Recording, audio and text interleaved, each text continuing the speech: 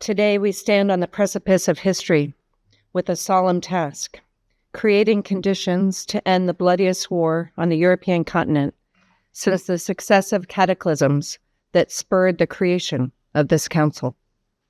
In June of 1945, the nations of the world stood together, bloodied from two brutal wars, and made a decision. On the day we signed the UN Charter, we cast aside despair and chose hope. We set aside hatred and chose reason. And most importantly, we turned away from the death march of war and charted a path to peace. It is time for us to bring the UN, and specifically the Security Council, back to its original purpose, the maintenance of international peace and security, including the peaceful settlement of disputes. Let us now step up as Council members to chart a path forward so that the Security Council can do its job and end the horror.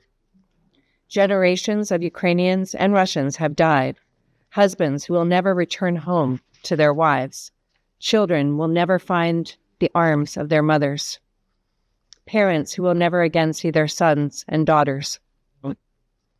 The scale of the suffering is staggering.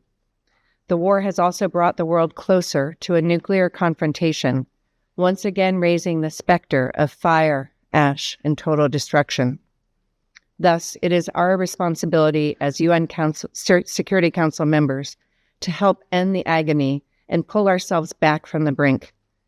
Continuing to engage in rhetorical rivalries in New York may make diplomats feel vindicated, but it will not save souls on the battlefield. Let us prove to ourselves and to our citizens that we can come together and agree on the most basic principles. Let us show one another that the bold vision of peace that once pulled us out of hell can prevail.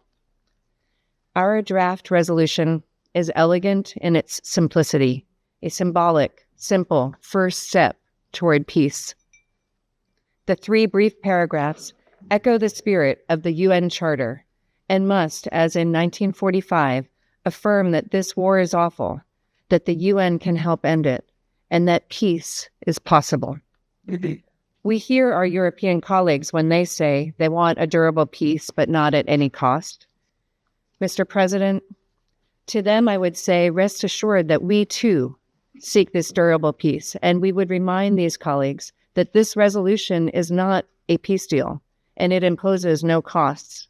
Rather, this resolution represents the path to peace. We urge all Security Council members to join the United States under the bold leadership of President Trump in this effort to vanquish the scourge of this war.